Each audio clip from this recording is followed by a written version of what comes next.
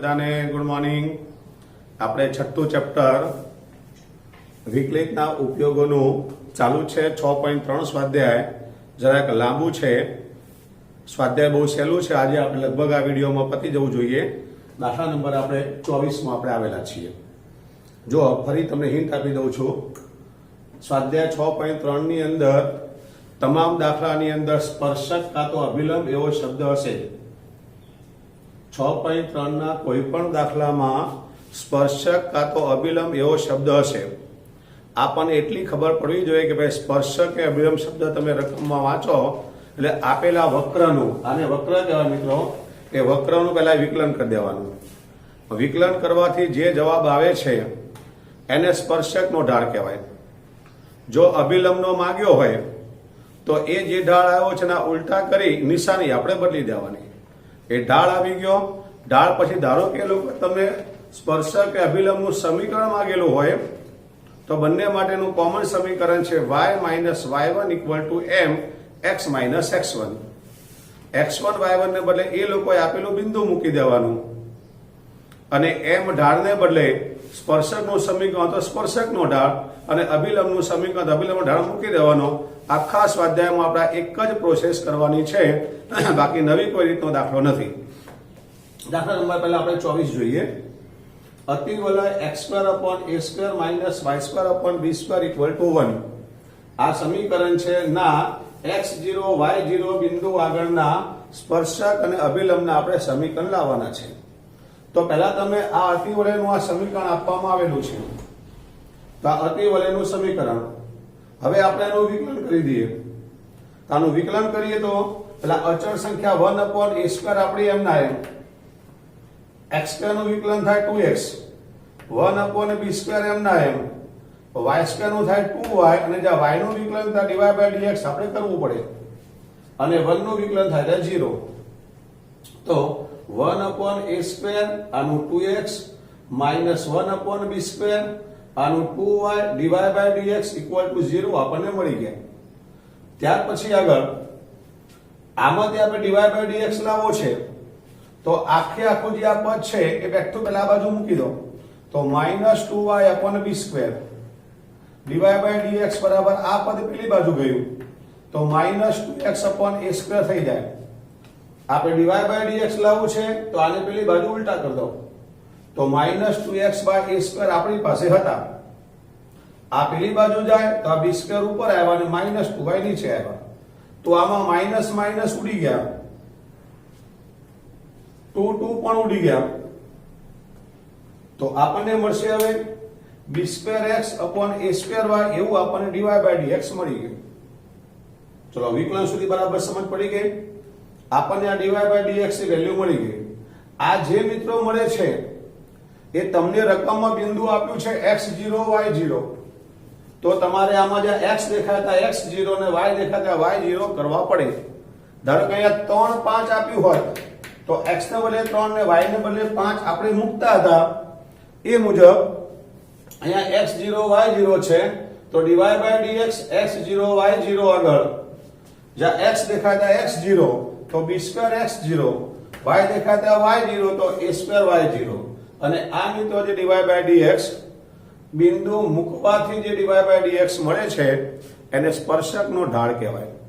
તો સ્પર્શકનો ઢાળ આપણને મળી ગયો b² x0 upon a² y0। આ થઈ ગયો સ્પર્શકનો ઢાળ। જો આપણે અભિલંબનો ઢાળ લાવવો હોય, આપણે લાવવાનો છે કારણ કે અભિલંબનું સમીકરણ માંગ્યું છે, તો અભિલંબનો ઢાળ આપણે બનાવી દેવાનો, આના ઉલટા કરી નિશાની ચેન્જ કરી દેવાની, પ્લસ છે તો માઇનસ, માઇનસ હોય તો પ્લસ, તો અભિલંબનો ઢાળ આપણને મળી ગયો। ચલો અહીંયા સુધી બરાબર મગજમાં ઉતરી ગયું તમને। પહેલા આપણે શું કર્યું, આ તમને સમીકરણ આપેલું હતું, આ સમીકરણનું આપણે વિકલન કર્યું, વિકલન કર્યા પછી dy by dx આપણે લાવી દીધા। dy by dx લાવ્યા પછી આ જે બિંદુ આપણને આપ્યું છે એ બિંદુ આપણે dy by dx માં x0 y0 મૂકી દીધું, તો જ્યાં x દેખાય આપણે x0 કર્યા અને y દેખાય આપણે y0 કરી દીધા। પછી આ જે આવે મિત્રો એનો સ્પર્શકનો ઢાળ કહેવાય, આને અભિલંબનો ઢાળ કહેવાય। તો સ્પર્શક અને અભિલંબનો ઢાળ આવી ગયો। હવે આપણે સમીકરણ લાવવાનું છે। સમીકરણ એટલે મિત્રો y minus y1 equal to m x minus x1। એમાં x1 y1 ને બદલે આપણે આ બિંદુ મૂકી દઈશું અને ઢાળ આપણે જો સ્પર્શકનો હોય તો આ મૂકવાનો, અભિલંબનો હોય તો આ મૂકવાનો. તો આપણે આગળ વધીએ.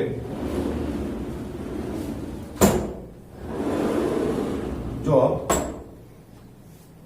સ્પર્શકનું સમીકરણ પછી અભિલંબનું સમીકરણ. એટલે આપણે સ્પર્શકનું સમીકરણ પહેલા કમ્પ્લીટ કરી દઈએ. y minus y1 equal to mx minus x1. y minus મિત્રો y1 ને બદલે y0 ને x1 ને બદલે x0. બિંદુ આપણને x0 y0 આપેલું છે તો y1 ને બદલે y0 ને x1 ને બદલે x0 આપણે કરી દીધા. તો આમાં y minus y0 હવે m ઢાળ m ની મિત્રો આપણે વાત કરીએ તો સ્પર્શકનો ઢાળ લેવાનો b2x0 upon a2y0 જે આપણો સ્પર્શકનો ઢાળ આવ્યો તો તે અને x minus x0. હવે આમાં આપણે ખાસ કાળજી રાખીએ મિત્રો તો y અને y છે ને એની સાથે ખાલી આ y ને જ ગુણીએ, આ a2 ને નહીં. a2 આપણે એમને એમ રહેવા દેવાનું છે. અહીંયા આપણે ખાલી y0 ને જ ગુણીએ તો y0 આ બાજુ ગુણાય તો y0 માઇનસ y0 નો સ્ક્વેર અને આનો ખાલી b2 જ નીચે લાવીએ. એ તમને કારણ બતાવું. આવું કરવાનું કારણ શું છે? આપણે રકમમાં જે આપ્યું સમીકરણ આવું છે x2 upon a2 minus y2 upon b2 બરાબર 1 નામનું સમીકરણ છે.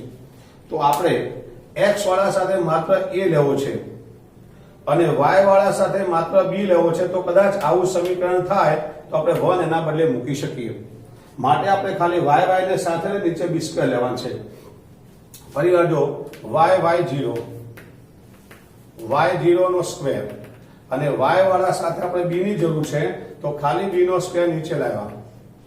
હવે જમણી બાજુ x0 નો સ્ક્વેર upon a સ્ક્વેર બાકી હતા તો x વાળાનો x વાળા સાથે ગુણાકાર નીચે a સ્ક્વેર, y વાળાનો y વાળા સાથે ગુણાકાર નીચે b સ્ક્વેર, એવું આ પદ આપણે કરી દેવાનું. આ પદને તમારે ધ્યાનમાં રાખવાનું છે મેઇન, બાકી બધું સહેલું છે. હવે જો છેદ વિભાજન કરી દઈએ આપણે તો y0 upon b square y0 square upon b square. છેદ વિભાજન છે x0 upon a square x0 square upon a square. હવે આપણું રકમમાં સમીકરણ છે x2 upon a square minus y2 upon b square બરાબર 1. તો એવું આમાં આપણે ગોઠવી દઈએ. તો આ x0 વાળું પહેલા લીધું, આને મેં અહીંયા લીધા y0 સ્ક્વેર છે એટલે આ જે પદ આપણું આવ્યું ને એ આના જેવું આવ્યું, જરાક જોઈ લો.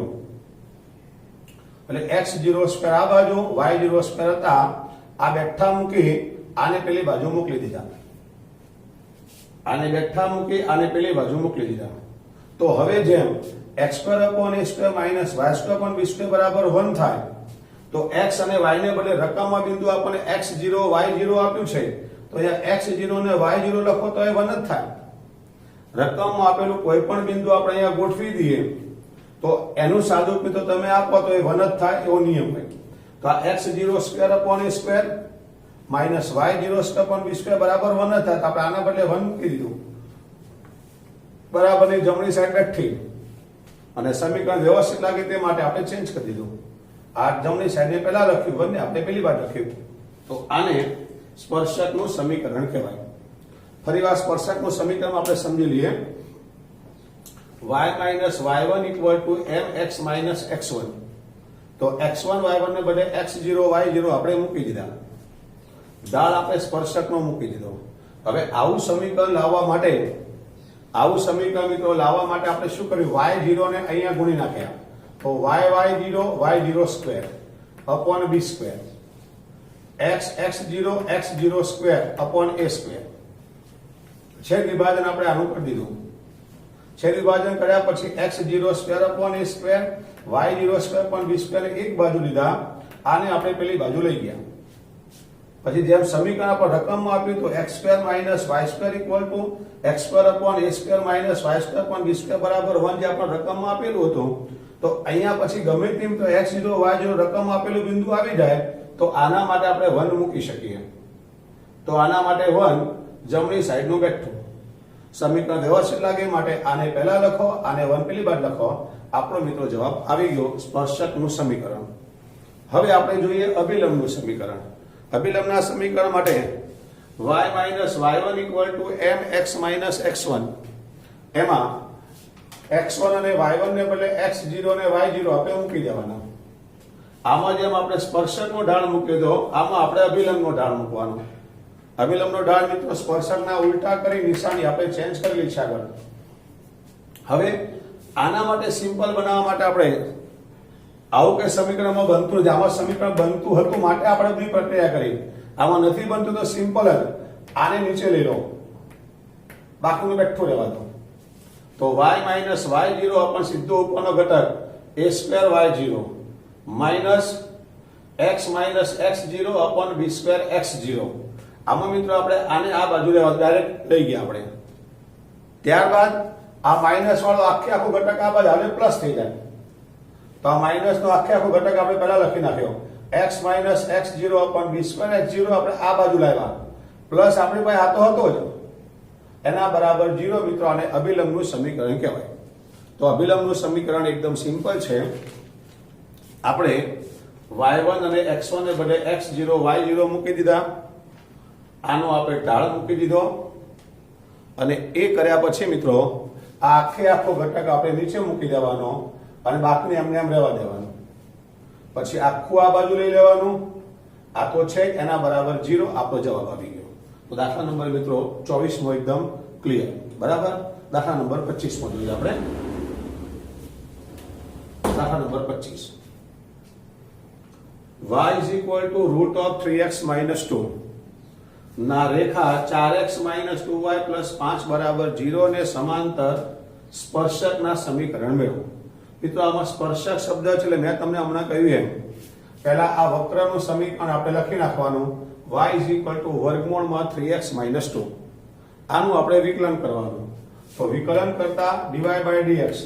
જો મિત્રો આપણે 11મા ધોરણમાં શીખ્યું તો 12મા પણ મેં તમને વિકલનમાં શીખવાડ્યું. તો પેલા વર્ગમૂળ છે આ વર્ગમૂળનું વિકલન 1/2 રૂટ કરી દેવાનું. કોઈ પણ જગ્યાએ રૂટ આવે તો રૂટનું વિકલન 1/2 વર્ગમૂળ આટલું તો લખી જ દેવાનું. મિત્રો રૂટનું વિકલન થાય 1/2 રૂટ પછી અંદર જે હોય તે બેઠું મૂકી દેવાનું. અહીંયા આ રૂટની અંદર જે હોય તે બેઠું મૂકી દેવાનું અને પછી આ જે છે એનું વિકલન બાજુમાં કરવાનું. તો પહેલા રૂટનું વિકલન 1/2 વર્ગમૂળમાં અંદર છે તે બેઠું મૂકી દેવાનું એટલે આ રૂટનું થઈ ગયું. હવે આનું બાકી છે આપણે હવે એનું વિકલન આપણે બાજુમાં કરવાનું. તો 3m ના m x નું વિકલન 1 થાય અચળ સંખ્યાનું 0 થાય એટલે આનું વિકલન થઈ ગયું. કોઈ પણ દાખલો આપણે ગણતા હોઈએ વર્ગમૂળ આવે તો વર્ગમૂળનું વિકલન 1/2 વર્ગમૂળ અંદર જે હોય તે બેઠું અને ત્યારબાદ બાજુમાં જે અંદર છે એનું વિકલન આપણે કરવાનું. હવે આપણે આનું સાદુરૂપ આપીએ તો ઉપર 3 × 3 નીચે 2 વર્ગમૂળમાં 3x minus 2 આપણને dy by dx મળે છે. અને મિત્રો જે dy by dx મળે એને સ્પર્શકનો ઢાળ કહેવાય. તો આપણને આ સ્પર્શકનો ઢાળ મળી ગયો એટલે સ્પર્શકનું કામ આના ઉપરથી થઈ ગયું. હવે આપણા રેખાનું સમીકરણ જોવાનું. તો રેખાનું સમીકરણ તમને આપેલું છે 4x minus 2y plus 5 બરાબર 0. આપણે આનો પણ ઢાળ લાવવાનો આનો પણ dy by dx લાવવાનો આપણે એનું વિકલન કરવાનું. તો આનું આપણે વિકલન તો 4x નું વિકલન 1 2 લખી y નું વિકલન dy by dx અચળ સંખ્યાનું વિકલન 0 બરાબર 0. તો -2 dy by dx is equal to 4 પેલી બાદ જાય એટલે -4 માટે dy by dx બરાબર -2 છેદમાં જાય એટલે 2. તો મિત્રો આ રેખા તમને જે રકમમાં આપી છે એ રેખાનો ઢાળ આપણને 2 મળે છે. હવે ઢાળ મળ્યા પછી મિત્રો તમે જો આનું વિકલન ના કર્યું હોત આનું વિકલન કર્યા વગર સીધો પણ તમે ઢાળ મેં તમને 11મા ધોરણમાં શીખવાડેલો છે. રેખાના ઢાળનું સૂત્ર છે મિત્રો -a/b. તમે આ પણ કરી શકો. તો -a એટલે -4/-2 એટલે 2 ઢાળ તમને મળી ગયો. રેખાનો ઢાળ રેખા માટે મિત્રો કાં તો તમે -a/b સૂત્ર મૂકી શકો જો યાદ આવે તો, અને એ યાદ ન આવે તો બધા માટેની કોમન જ રહી વિકલન કરી દેવાનું. વિકલન કરી તમે dy by dx મેળવો મિત્રો એને એનો ઢાળ કહેવાય. તો અહીંયા આપણે એક જ પ્રકારની મેથડ વાપરવા માટે બધામાં આપણે વિકલન જ કરીશું. તો આ રેખાનો ઢાળ તમને 2 મળી ગયો. પછી રકમ વાંચવાની આપણે કે સમાંતર શબ્દ લખ્યો છે કે લંબ લખેલો છે. અહીંયા મિત્રો સમાંતર શબ્દ લખ્યો છે તો સમાંતરમાં ઢાળ સેમ જ થાય, સરખો જ થાય. તો માટે સમાંતર રેખાનો ઢાળ મિત્રો 2 થઈ ગયો. જો લંબ કીધું હોત તો આ ઢાળના ઉલટા કરી આપણે નિશાની ચેન્જ કરવી પડે, પણ અહીંયા તમને સમાંતર કીધું છે માટે આ બેકફાઈનો ઢાળ આવશે. તો સમાંતર રેખાનો ઢાળ 2 થઈ ગયો. હવે આ મિત્રો ઢાળ આવ્યો આપણો 2 અને આ આપણો ઢાળ જ છે સ્પર્શકનો અને સમાંતરનો. તો સ્પર્શકનો ઢાળ જે આપણો હતો તે અને સમાંતરનો જે આવ્યો તો બેને આપણે સરખાઈ લેવાના. તો બંને ઢાળને આપણે સરખાઈ લઈએ. તો 3/2 √3x - 2 બરાબર 2. આને આપણે સરખાવ્યા તો આમાંથી આપણને x ની કિંમત મળશે. તો જો પહેલા આપણે આને પેલી બાજુ લઈ જઈએ તો 3 = 2 × 4 વર્ગમૂળમાં 3x - 2. આ વર્ગમૂળ છે માટે બે બાજુ આપણે વર્ગ કરી દઈએ. તો વર્ગ કર્યો 3 નો વર્ગ 9 બરાબર 4 નો વર્ગ 16 અને વર્ગમૂળ નીકળી જાય 3x - 2. કૌંસ આપણે છોડી દઈએ તો 16 તરી 48x - 16 × 32. 32 આપણે આ બાજુ લાવી તો 9 + 32 બરાબર 48x. તો મિત્રો અહીંયા 41 બરાબર 48x આપણને મળે. તો x બરાબર 41/48. આ x ની કિંમત આવી. હવે મિત્રો આપણે બિંદુ લાવવા માટે y જોઈશે. તો x ની જ્યારે પણ આપણે કિંમત મેળવીએ છીએ તો એ કિંમત તમારે વક્રમાં મૂકવાની, રેખામાં ક્યારે પણ મુકાય નહીં. તો આ x ની કિંમત આપણે આ વક્રના સમીકરણમાં મૂકી દઈએ. તો x ની કિંમત આપણે y માં મૂકીએ તો y = વર્ગમૂળમાં 3x - 2 આપણને આપેલા છે. એમાં x ને બદલે 41/48 આપણે મૂકી દીધા. તો 3 41/48 - 2. આપણે 48 લસા લઈ લઈએ તો 41 × 3 કરીએ તો 123 અને 48 × 2 48 × 96. આપણે કેલ્ક્યુલેટરથી જ ગુણાકાર ભાગાકાર કરવાનો. 123 - 96 કરો તો 27. 27/48. બંનેને 3 વડે ભગાય છે. 3 × 9 તરી 27, 16 તરી 48. 3 વડે બંનેને ભાગ્યા તો 9 નું વર્ગમૂળ આવશે 3 અને 16 નું વર્ગમૂળ આવશે 4. તો મિત્રો આ કિંમત આપણી y ની આવી, આ કિંમત x ની આવી માટે આપણને બિંદુ મળી ગયું 41/48 અને 3/4 આપણને બિંદુ મળી ગયું. xy નામનું બિંદુ આપણને મળી ગયું. પણ આપણી પાસે તો મિત્રો સ્પર્શકનું સમીકરણ માંગ્યું છે, બિંદુ નથી માંગ્યું. તો સ્પર્શકનું સમીકરણ તો y - y1 = m x - x1. તો મિત્રો x1 y1 આપણે આ મૂકી દઈએ અને ઢાળ આપણી પાસે જ્યાં 2 આવ્યો છે એ ઢાળ આપણે 2 મૂકી દઈએ. તો જો જરા સ્પર્શકનું સમીકરણ y - y1 = m x - x1. તો y - y1 ને બદલે 3/4 આવ્યા. ઢાળ આપણો m આપણો 2 છે અને x - x1 ને બદલે 41/48 આવ્યા. લસા લઈ લઈએ 4 લસા તો 4y - 3 2m ના m 48 લસા તો 48x - 41. હવે આપણે 4 ને આ બાજુ લઈ લઈએ એટલે 48 સાથે ઉડાવી દેવાય. તો 4y - 3 બરાબર 4 આ બાજુ ગયા, 2 આપણા હતા, નીચે 48 હતા. કૌંસમાં 48x - 41. આમાં આપણે ઉડાડી તો 4 દુ 8, 8 છંગ 48, 6 એ ઉડે છે. તો 6 ને આ બાજુ ગુણી નાખીએ તો 6 ચોક 24y, 6 તરી 18, 48x - 41. સમીકરણ વ્યવસ્થિત લાગે માટે x વાળો ઘટક પહેલા લખવાનો, y વાળો પેલી બાજુનો -24y -41 અને +18 થાય -23 થઈ જાય, એના બરાબર 0. બરાબર સમજાય ગયું? બરાબર. તો જો હજુ આપણે સ્પર્શકનું સમીકરણ ફરીવાર રિપીટ કરીએ. y - y1 = m x - x1. આપણી પાસે જે x1 y1 બિંદુ આવ્યું છે એ x1 y1 બિંદુ આમાં મૂકી દેવાનું. આપણી પાસે જે ઢાળ હતો એ ઢાળ 2 આપણે આમાં મૂકી દેવાનો. બસ પછી તમારે આમાં લસા લેવાનો, આમાં પણ લસા લેવાનો. ઉડે તે આપણે ઉડાડી આપણે સાદું પાપી દેવાનું. પછી સમીકરણ લખવા ત્યારે પેલો x વાળો ઘટક, y વાળો અચળ સંખ્યા લખી નાખવાની. આપણો જવાબ આવી ગયો. ચલો બરાબર, આગળ વધીએ. આપણે દાખલા નંબર 26 માં લઈએ. 26 અને 27 MCQ છે, ઓપ્શન વાળા છે. દાખલા number 26 y = 2x² + 3 sin x ને x બરાબર 0 આગળ દોરેલ અભિલંબનો ઢાળ મેળવવાનો છે આપણે. તો આમાં મિત્રો અભિલંબ શબ્દ આપ્યો છે. તો y આપણું વક્રનું સમીકરણ y = 2x² + 3 sin x એ આપણું વક્રનું સમીકરણ છે. પહેલા આપણે આનું વિકલન કરી દઈએ. તો વિકલન કરતા dy by dx બરાબર 2, x સ્ક્વેર નું વિકલન 2x, 3 અને sin નું cos x. તો આપણને મળશે 4x plus 3 cos x. આ થઈ ગયું મિત્રો dy by dx. હવે તમને બિંદુ આપ્યું છે x બરાબર 0 આગળ. તો dy by dx x બરાબર 0 આગળ, આમાં જે x દેખાય છે x ને બદલે 0 મૂકી દઈએ આપણે. તો 4x ને બદલે 0, 3 cos 0. તો આ 0 થઈ ગયું અને cos 0 1 થાય.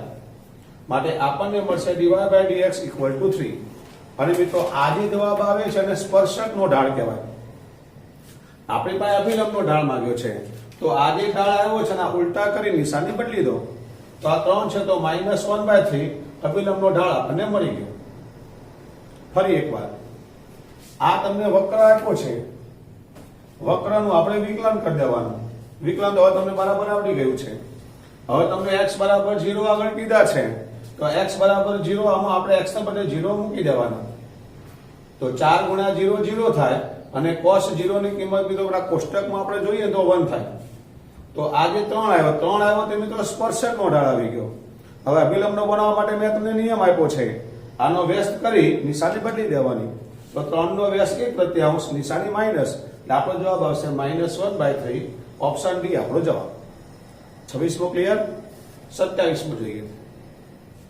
વક્ર y² = 4x ના ખાલી જગ્યા બિંદુ આગળનો સ્પર્શક આપણને y = x + 1 આપેલો છે. તો આપણે આ બે સમીકરણ આપ્યા છે. આપણે એટલી ખબર પડી છે કે આ બે સમીકરણ આપ્યા છે તો બેઉનું આપણે પહેલા વિકલન તો કરવું પડશે.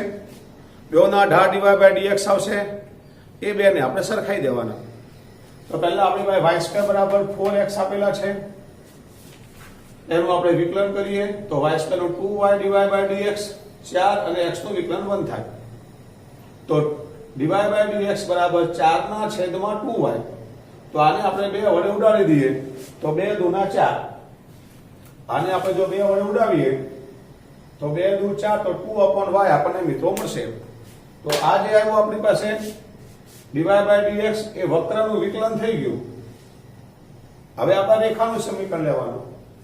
y બરાબર x + 1 એનું આપણે વિકલન કરવાનું. તો dy by dx બરાબર x નું વિકલન 1 થાય, અચળ સંખ્યાનું 0 થાય.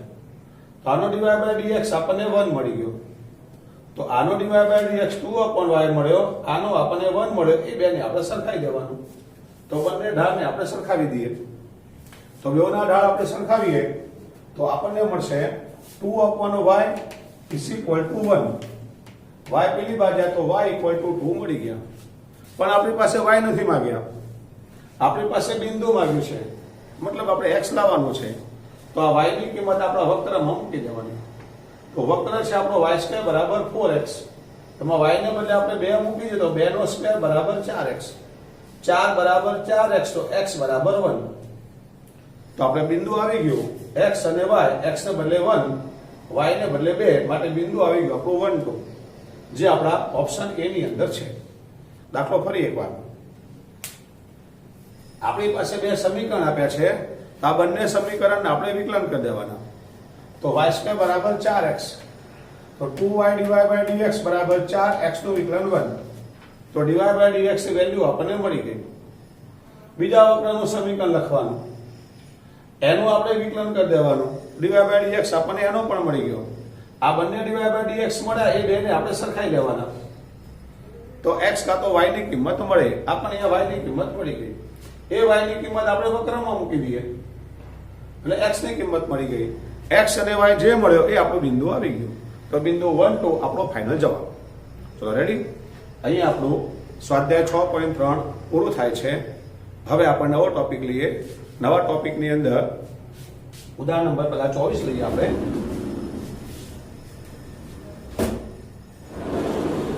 6.3 મિત્રો એકદમ સહેલું સ્વાધ્યાય છે. 6.3 ને ફરી પાછી વ્યવસ્થિત પ્રેક્ટિસ કરજો તમે. એક જ મેથડ છે, સ્પર્શક અને અભિલંબ.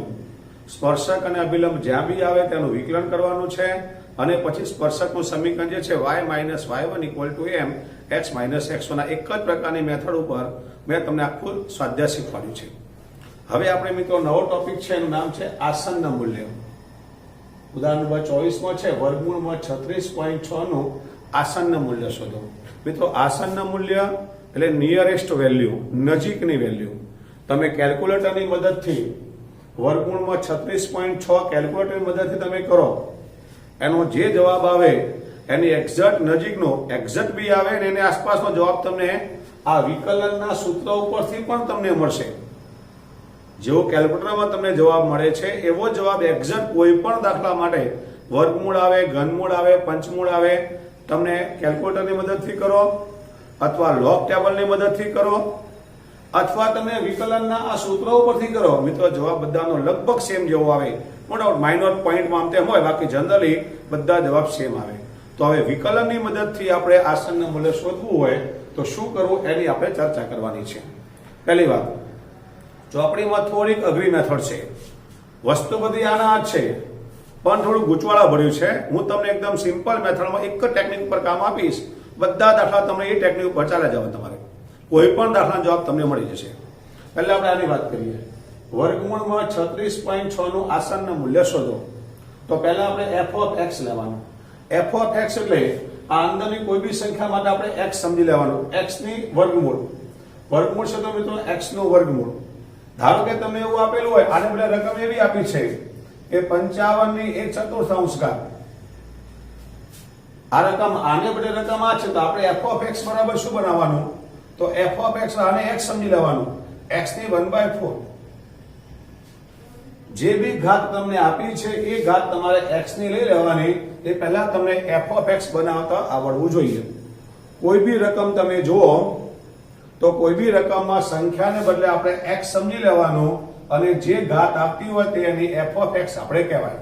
અહીંયા મિત્રો આ સંખ્યાને આપણે x સમજી લીધું તો x નું વર્ગમૂળ, તો f of x બરાબર વર્ગમૂળમાં x, જેને કહેવાય x ની 1/2 ઘાત. તો પહેલી વાત તો મિત્રો તમને રકમ પરથી f of x બનાવતા આવડવું જોઈએ. ત્યારબાદ આનું તરત તમારે વિકલન કરી દેવાનું. વિકલન મિત્રો f dash x, એટલે આનું વિકલન થાય 1/2 x ની 1/2 -1, 1/2 x ની 1/2 -1 મિત્રો આનું વિકલન થાય.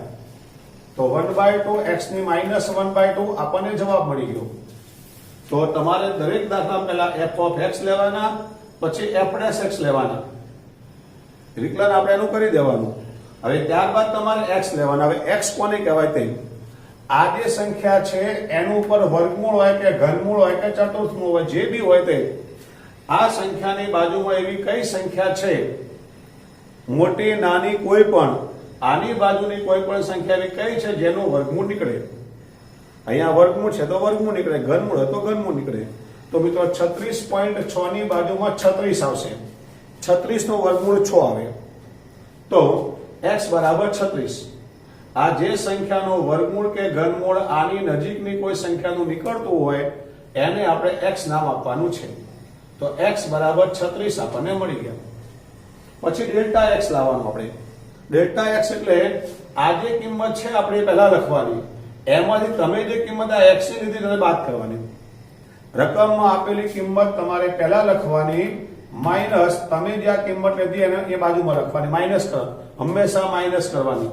અને આ બેનું માઇનસ નું સાદું રૂપ, પ્લસ આવે કે માઇનસ આવે, જે પણ આવે અહીં આપણે લખી નાખવાનું. આને કહેવાય ડેલ્ટા x. ફરીવાર દરેક દાખલા, આસનના મૂલ્યના દરેક દાખલામાં આપણે આ ચાર વસ્તુ પહેલા કરવાની છે.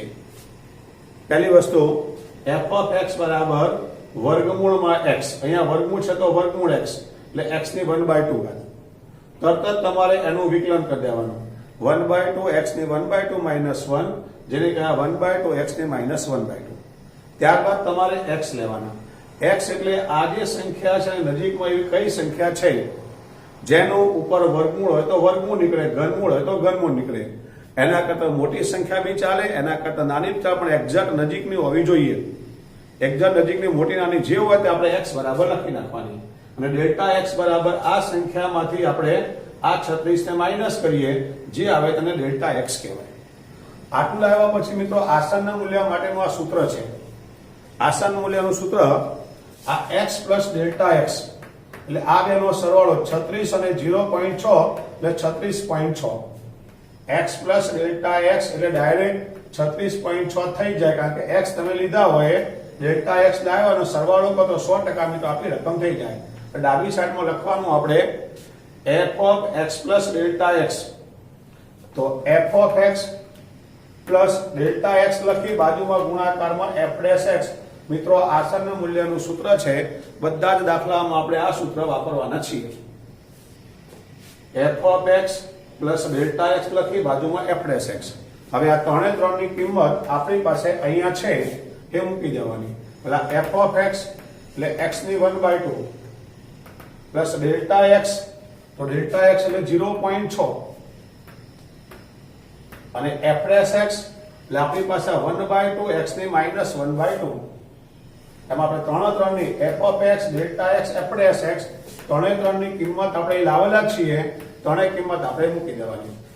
ત્રણેય કિંમત મૂક્યા પછી આપણે x ની કિંમત લેવાની. હવે x ની કિંમત આપણે જે 36 લાવ્યા છે તો x બરાબર 36. તો અહીંયા જ્યાં જ્યાં તમને x દેખાય આપણે 36 મૂકી દેવાના.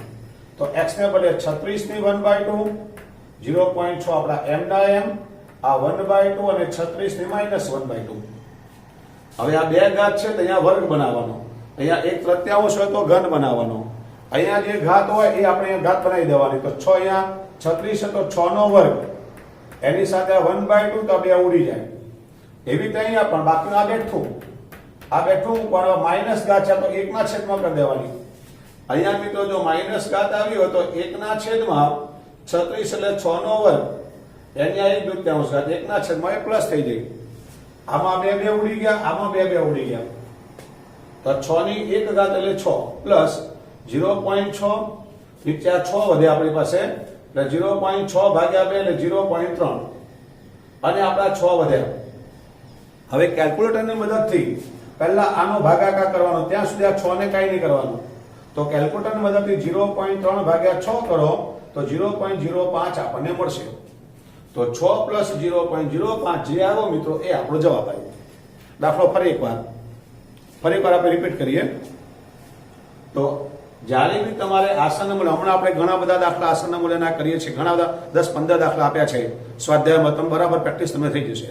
પણ એના માટે મેં તમને સહેલી મેથડ શીખવાડી કે પહેલા આને x નામ આપી, x નું વર્ગમૂળ એટલે x ની 1/2, પછી વિકલન કરો f dash x, વિકલન થાય તે મૂકી દો. પછી x ની એવી કિંમત શોધો કે જેનું વર્ગમૂળ કે ઘનમૂળ અહીંયા આપ્યું હોય કે આની નજીકમાં આવતી હોય સંખ્યા, મોટી આવે નાની આવે ગમે તે ચાલે. તો x બરાબર 36 અને પછી આ સંખ્યામાંથી 36 ને માઈનસ કરો, એને ડેલ્ટા x કહેવાય. આટલું આવ્યા પછી આસન્ન મૂલ્ય માટેનું સૂત્ર f of x plus delta x. તો f of x plus delta x into f dash x. આ f of x મૂકી દો, આ ડેલ્ટા x મૂકી દો અને f dash x મૂકી દો. એ બધું મૂક્યા પછી આ x ની કિંમત જે તમે લીધી છે એ કિંમત તમારે x ને બદલે મૂકી દેવાની. તો પછી આ 1/2 હોય તો અહીંયા વર્ગ કરજો, 1/3 હોય તો અહીંયા ઘન કરજો. એમ તમે કરશો એટલે આ ઉડી જશે. બીજી એક વાત, આ ઘાત માઈનસમાં હોય તો 1 ના છેદમાં કરી દેવાનું. પછી આનું તમે સાદું કાપી દેવાનું, જે આવે તે લખી દો. પછી એનું કેલ્ક્યુલેટરની મદદથી સાદું કાપી દેવાનું, જે આવે લખી પછી જ આનો ઉપયોગ કરવાનો. આ બેનો આપણે સરવાળો કરીએ, જે આવ્યો તો આપણો જવાબ આવી ગયો. બોલો, બરાબર સમજાય ગયું બધાને?